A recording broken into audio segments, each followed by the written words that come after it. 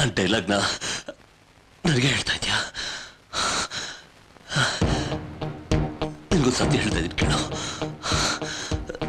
ನಾನು ಕಿಲ್ಲರ್ ಅಲ್ಲ, ಕೊಲೆ ಮಾಡೋದು ನನ್ನ ಜಾಬ್ ಅಲ್ಲ. ನನ್ನ ಜಾಬು ರಕ್ಷಣೆ ಮಾಡೋದು. ನಾನೊಬ್ಬ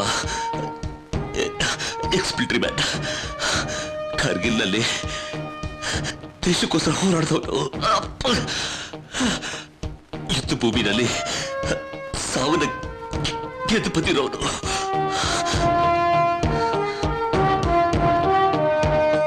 ಯುದ್ಧ ಮುಗಿದ್ಮೇಲೆ ನಾನು ರಿಟೈರ್ಮೆಂಟ್ ತಗೊಂಡು ಮದುವೆ ಮಾಡಿಕೊಂಡು ನಾನು ಪಾಡಿಗೆ ನಾನಿದ್ದೆ.